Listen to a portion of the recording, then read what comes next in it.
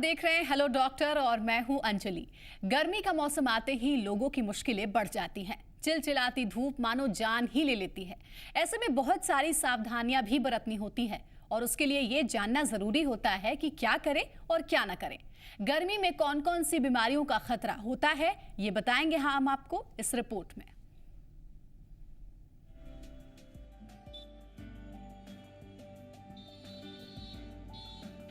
गर्मी का मौसम आते ही खतरा बढ़ जाता है बीमारियों का। डर सताने लगता है हीट स्ट्रोक, खसरा, चेचक, पीलिया, फूड पॉइजनिंग और लू का। इन बीमारियों का सीधा संबंध जुड़ा होता है हमारे खाने पीने की आदतों से। गर्मियों में नमी बढ़ने के साथ ही कई तरह के संक्रमण बड़ी तेजी से फैलने लगते हैं। ऐसे में जिन बीमारियों का खतरा होता है उनमें प्रमुख है चेचक। गर्मियों में बड़ी तेजी के साथ फैलता है चेचक या चिकन पॉक्स। चिकन पॉक्स एक संक्रामक बीमारी है। इस बीमारी में रोगी को सिर दर्द, बुखार, नाक बहना और शरीर पर पानी भरे दाने आने जैसे लक्षण दिखाई देते हैं।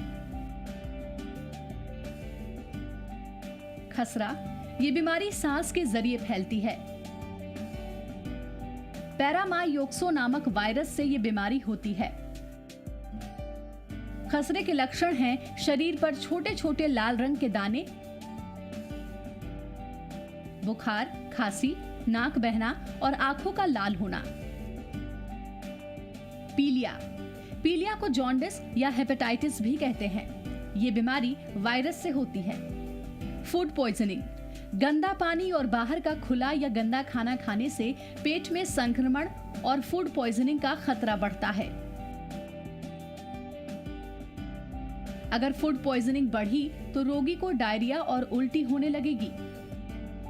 हीट एग्जॉशन, गर्मी की एक साधारण बीमारी है हीट एग्जॉशन, जिसमें शरीर का तापमान 37 डिग्री सेल्सियस से 40 डिग्री सेल्सियस तक पहुंच जाता है।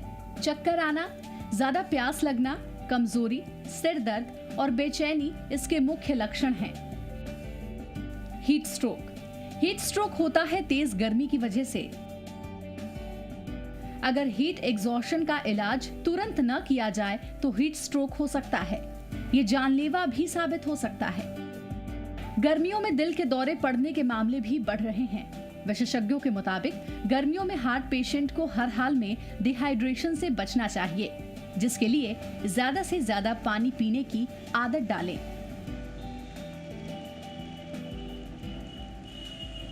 ब्यूरो रिपोर्ट, जी मीडिया।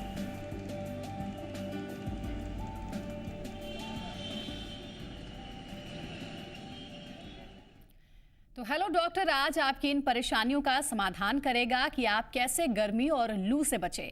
इसके लिए डॉक्टर साहब हमारे साथ स्टूडियो में मौजूद हैं। डॉक्टर एनपी वर्मा हमारे साथ हैं, जो कि एक फिजिशियन और कार्डियोलॉजिस्ट भी हैं। डॉक्टर साहब बहुत बहुत स्वागत है आपका, जो आपके तमाम सवालों का जवाब देंगे। लेकिन उसके लिए आपको बस इतना करना होगा कि हमें कॉल करना होगा, जो नंबर हम लगातार नीचे फ्लैश कर रहे हैं उस पर, और फिर अपने सवाल आप डॉक्टर साहब से पूछ सकते हैं और फिर डॉक्टर साहब का जवाब आपके लिए हो सकता है कि कामगर साबित हो। अब डॉक्टर साहब के पास हम सीधे आना चाहेंगे। डॉक्टर साहब, गर्मी में सबसे ज्यादा अगर किसी बीमारी का खतरा रहता है या सबसे बड़ी परेशानी का सबब अगर कुछ रहता है तो वो लू है। लू अगर किसी भी व्यक्ति को हो जाए तो उसके सिम्टम्स कैसे होते हैं जिसको आसानी से पहचाना जा सकता है, और लू कितनी आसानी से हो जाता है? बहुत अच्छा सवाल है अंजलि आपका। गर्मी में खास करके हम लोगों के पटना और बिहार में लू का प्रकोप बहुत ज़्यादा हो जाता है।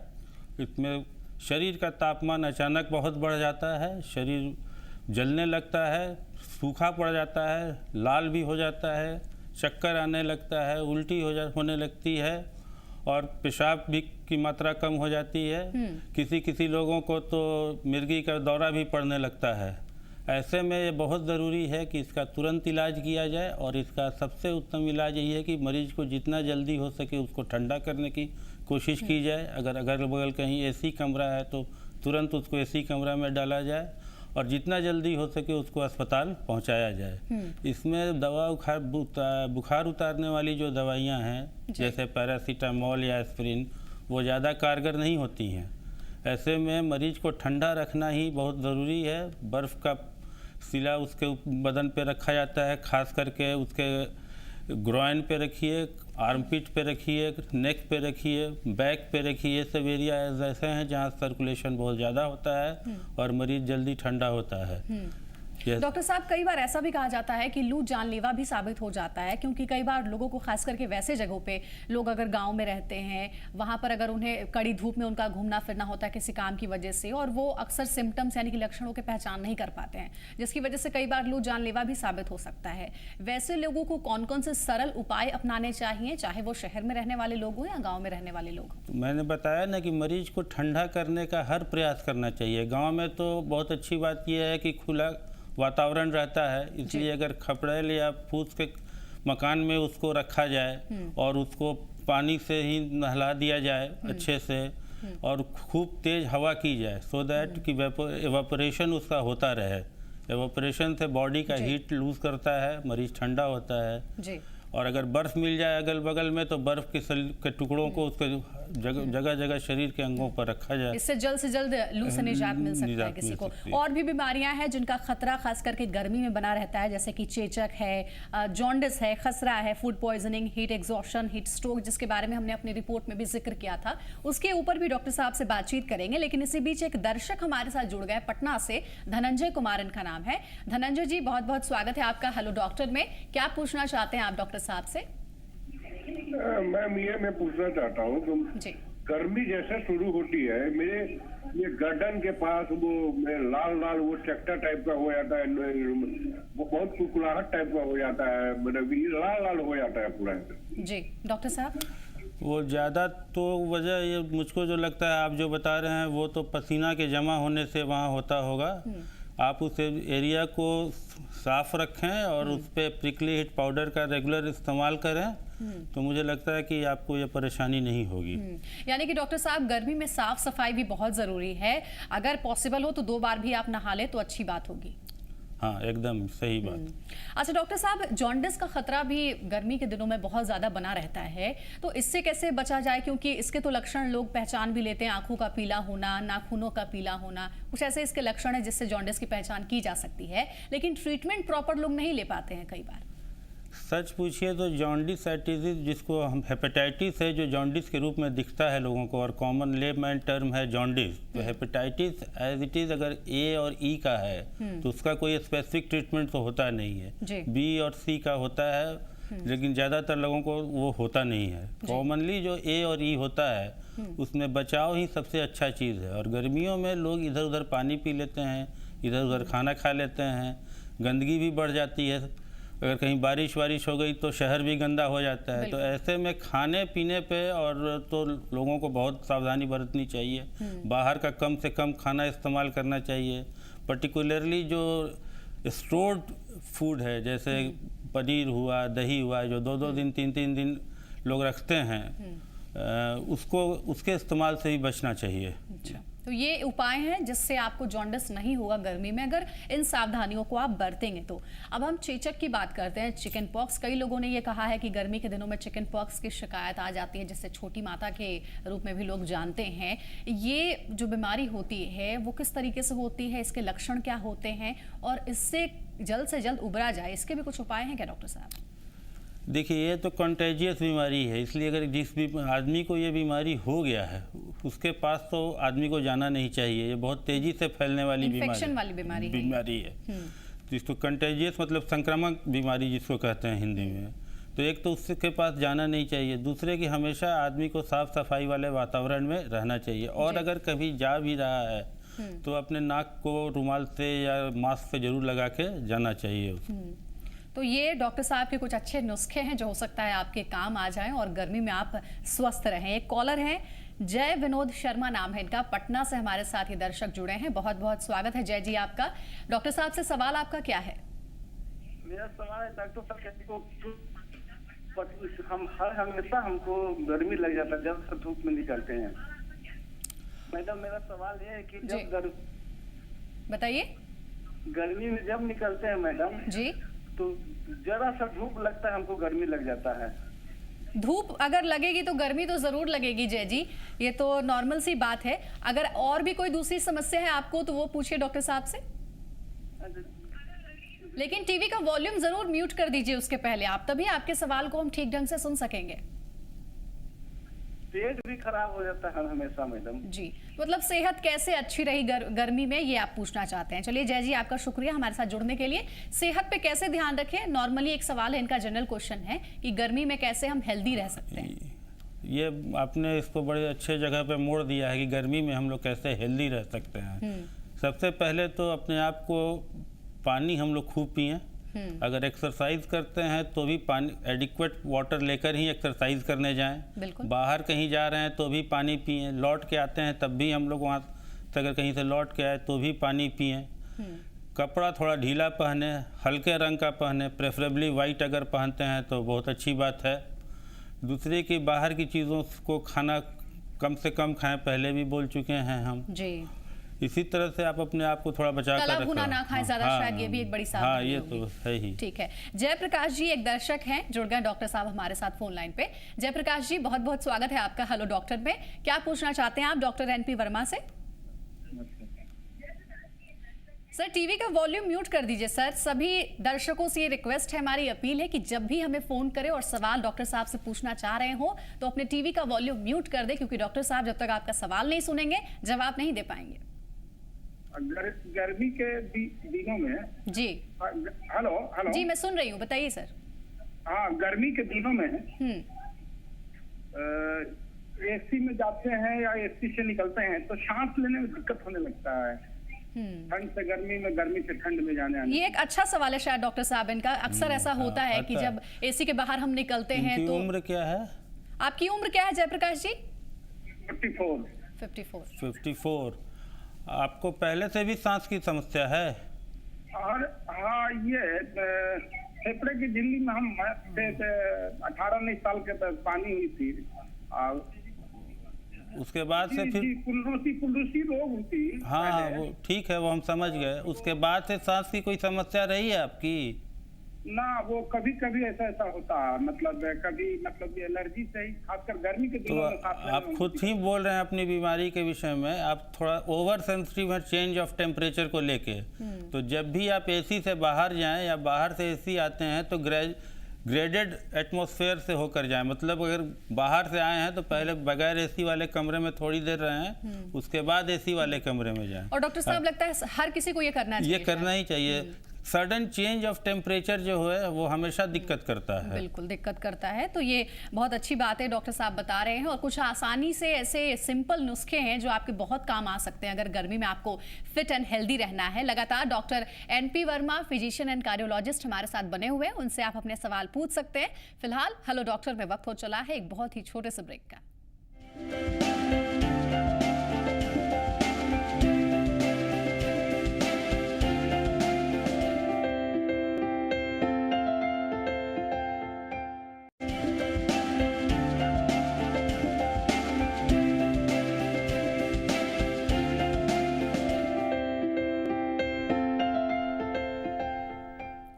ब्रेक के बाद स्वागत है आप सभी का। आप देख रहे हैं हेलो डॉक्टर, और हेलो डॉक्टर में आज हमारे साथ हैं physician and cardiologist NP Verma, जो आपको तमाम नुस्खे बता रहे हैं कि कैसे आप गर्मी में हेल्दी एंड फिट रह सकते हैं, किन किन बीमारियों का खतरा गर्मी में रहता है जिनसे आपको बचने की ज़रूरत है, और वो कौन सी सावधानियां जिनसे आप बच सकते हैं। बहुत अच्छे नुस्खे दे रहे हैं डॉक्टर साहब। हीट एग्जॉशन और हीट स्ट्रोक है, कई बार लोग इन बीमारियों को समझ नहीं पाते हैं, ये है क्या वाकई में? ये बड़ा अच्छा सवाल है, इसमें समझना बहुत ज़रूरी है। हीट एग्जॉशन मतलब कि आप गर्मी की वजह से आप एग्जॉस्टेड फील कर रहे हैं जी। जबकि हीट स्ट्रोक बहुत डेंजरस बीमारी है। हीट स्ट्रोक में टेम्परेचर जो है 104-105 डिग्री फ़ारेनहाइट से ऊपर चला जाता है, और बॉडी में बहुत तरह के बदलाव आने बहुत तेज़ी से शुरू हो जाते हैं। अगर प्रॉपर इलाज उस समय तुरंत नहीं किया जाए तो वो आपके लिए जानलेवा भी साबित हो। वो बदलाव कैसे होते हैं डॉक्टर साहब? सबसे बड़ी बात यह है कि वो बदलाव ये होता है कि आपका पेशाब होना कम हो जाता है, हार्ट पे जोर पड़ने लगता है, लंग्स पे, शरीर के जितने महत्वपूर्ण अंग हैं, इवन ब्रेन भी डैमेज होना शुरू होता है, उसमें सीजर्स के अटैक आना शुरू हो जाते हैं किसी किसी को। वो एक बहुत डेंजरस बीमारी है जिसको तुरंत टैकल करना और प्रेफरेबली हॉस्पिटल में टैकल करना ज़्यादा जरूरी है। यानी कि अगर कोई पेशेंट हीट स्ट्रोक से ग्रसित है, अगर ये बीमारी है उसको, तो फौरन हॉस्पिटलाइज्ड हो जाना चाहिए। हो जाना चाहिए, एकदम हो जाना चाहिए। उसके बाद प्रॉपर ट्रीटमेंट होगी जितनी जल्दी हो सके उतनी जल्दी। ठीक है, एक दर्शक हमारे साथ डॉक्टर साहब सत्यम जी भागलपुर से जुड़ गए हैं। सत्यम जी, बहुत बहुत स्वागत है आपका। डॉक्टर साहब से आप क्या पूछना चाहते हैं? लगता है उनका फोन डिस्कनेक्ट हो गया है। बहरहाल डॉक्टर साहब, हम डिस्कशन कर रहे थे हीट एग्जॉशन और हीट स्ट्रोक के बारे में, जिसके बारे में आपने बताया भी। एक फूड पॉइजनिंग भी बहुत नॉर्मल बीमारी है जो कि ऐसे भी किसी भी मौसम में हो सकती है, लेकिन गर्मी में इसका खतरा ज़्यादा बना रहता है। जैसा आप बता भी रहे थे, गंदगी की वजह से, गंदा खाना अगर स्ट्रीट फूड आपने खा लिया हो, तला भुना ज़्यादा खा लिया हो, तो हो सकता है फूड पॉइजनिंग के शिकार आसानी से आप हो सकते हैं। एकदम सही बात है। और दूसरी बात कि गर्मी में टेम्परेचर जो है तो बहुत हाई रहता है, इसलिए फूड के डिस्ट्रॉय होने का चांसेस भी बहुत जल्दी रहता है। सुनते भी देखते भी हैं हम होंगी आप कि घर में जल्दी खाना ख़राब हो जाता है जी। इसलिए गर्मी में फूड पॉइजनिंग का चांसेस तो बहुत ही बढ़ जाता है। और हमेशा आदमी को ताज़ा खाना ही खाना चाहिए, बासी नहीं खाना चाहिए। और बाहर का तो हम भी बार बार मना करते हैं कि बाहर का तो एकदम बंद कर देना चाहिए खाना। आपने ड्यूरिंग द डिस्कशन एक और बात कही थी कि गर्मी में आप जो मिल्क प्रोडक्ट हैं वो थोड़ा अवॉइड करिए, ऐसा क्यों? ऐसा इसलिए कि मिल्क में जो डिजीज़ प्रोड्यूसिंग बैक्टीरिया है उनका जन्म बहुत जल्दी हो जाता है, क्योंकि मिल्क बहुत जल्दी डिस्ट्रॉय होता है। अगर वो प्रॉपर टेम्परेचर पे अगर उसको नहीं रखा जाए और उसका टेम्परेचर अप एंड डाउन होता रहे तो आप तो जाइएगा दुकान में तो आपको ठंडा मिलेगा, ठीक है, लेकिन आप जानती नहीं है कि वो कितनी देर तक ठंडा वहाँ रहा। लेकिन नॉर्मली ऐसे अगर कोई रोजाना दूध पी रहा हो, एक गिलास दूध पीने की आदत सबकी होती है, तो वो पी सकता है? वो घर में चूंकि उबाल के हम लोग दूध पीते हैं और रोज दूध लेते हैं। जो मिल्क प्रोडक्ट बाहर में है वो तो एक दिन सप्लाई होता है, 3-4 दिन तक वो चलता है। हमारे साथ डॉक्टर साहब एक दर्शक हैं, उत्तम कुमार नाम है इनका, पटना से जुड़ गए हैं। उत्तम जी, आपका स्वागत है जी पुरवैया में। बताइए क्या सवाल है आपका डॉक्टर साहब से? मैम, मेरा ये सवाल है कि मैं यहाँ से ड्यूटी के लिए जाता हूँ तो दोपहर में जब गर्मी में आता हूँ तो उस समय चक्कर ऐसा लगता है और बेहोश हो जाता हूँ। बेहोश हो जाते हैं आप? जी। ऐसा कितनी बार हो चुका है? मतलब कभी कभी एक आध बार होता है। अच्छा डॉक्टर साहब, ये तो बड़ी परेशानी वाली बात है। अगर ये बेहोश हो जाते हैं और ये मतलब वो इनके साथ रेगुलर वे में होता है तब तो इनको किसी डॉक्टर को ज़रूर दिखाना चाहिए। और जहाँ तक रह गई गर्मी की बात, तो गर्मी में तो इनको जिस भी जगह से ये निकलते हैं अपने घर जाने के लिए, वहाँ से इनको कम से कम 1-2 गिलास पानी पीकर ही घर के लिए निकलना चाहिए। और ये बेहोश होना तो इसको नहीं छोड़ा जा सकता है बिना इन्वेस्टिगेट। डॉक्टर से जल्द आप कंसल्ट करें उत्तम जी, यही हम दोनों की सलाह है। सिरदौश जी भागलपुर से अगले दर्शक जुड़ गए हैं। सिरदौश जी, बहुत बहुत स्वागत है आपका हेलो डॉक्टर में। क्या पूछना चाहते हैं आप डॉक्टर NP वर्मा से? जी नमस्कार डॉक्टर। जी बताइए सवाल। मेरा सवाल ये है कि मेरी एक 4 साल की बच्ची है जी, और वो उसको कल से फीवर आ रहा है, बुखार आ रहा है। मुझे लगता है कि कुछ लू का असर है, तो आप ये जानकारी दें कि क्या उसे आम का शरबत पिलाया जाए या फिर आम का जो गूदा होता है वो उसके हथेली और तलवे में लगाया जाए? डॉक्टर साहब, ऐसा हम लोग अपने घर में करते ज़रूर हैं, लेकिन इसका कोई साइंटिफिक बेसिस नहीं है। मरीज को ठंडा रखना जैसे भी हम लोग रख सकें वो वही उसका उपाय है। लेकिन अगर 4 साल की बच्ची है और उसको अगर उसका शरीर तप रहा है तो पहले ये जरूर डॉक्टर से दिखाकर सुनिश्चित कीजिए कि उसको गर्मी की वजह से उसका टेम्परेचर है या किसी इन्फेक्शन की वजह से हुई है उसको। अच्छा डॉक्टर साहब, जैसा कि सिरदौश जी भी बता रहे थे कि नुस्खे हैं, घरेलू नुस्खे हैं कि अगर लू लगे या लू जैसी कोई सिम्टम दिखे, लक्षण दिखे, तो आम पका करके, कच्चा आम पका करके आप पूरे बॉडी में लगा लेते हैं, आम का शरबत बनाकर पी लेते हैं। कई बार ऐसा भी देखने को मिलता है कि पूरे बदन में दर्द रहता है और बॉडी से जब हीट निकलने लगता है तो लोग उसको भी लू समझते हैं। क्या ये भी लू के लक्षण ही है? नहीं, लू के लक्षण में तो एक बात, बॉडी से हीट निकलने लगता है, हम नहीं समझे। मतलब अगर उस पे हाथ रखो तो हीट जैसा कुछ फील होता है। एक चीज बड़ा इंपॉर्टेंट है कि अगर लू की वजह से आपका शरीर गर्म है तो वो एक तो गर्म होगा, थोड़ा सा लाल होगा और ड्राई होगा। अच्छा। और अगर किसी दूसरी वजह से आपका टेम्परेचर बढ़ा हुआ है, किसी इन्फेक्शन की वजह से बढ़ा हुआ है, तो यूजुअली वो शरीर, बहुत बार आप सुनती भी होंगी कि बुखार है और देह हाथ मेरा बच्चे का ठंडा हो गया, तो वो शरीर जो है वैसोकंस्ट्रिक्शन की वजह से उतना वो लाल हो ही नहीं सकता है।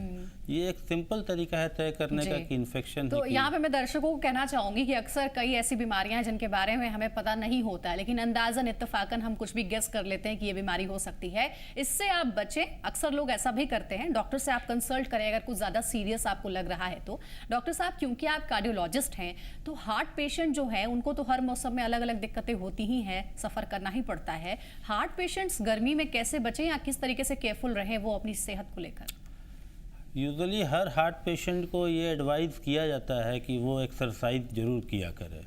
तो जैसा कि मैंने आपको बताया कि कोई भी हार्ट पेशेंट जो है वो अगर एक्सरसाइज करने जाता है तो एडिक्वेटली हाइड्रेटेड हो जी। और दूसरी बात यह है कि वो ओवर एक्सरसाइज तो कभी मत किया करे।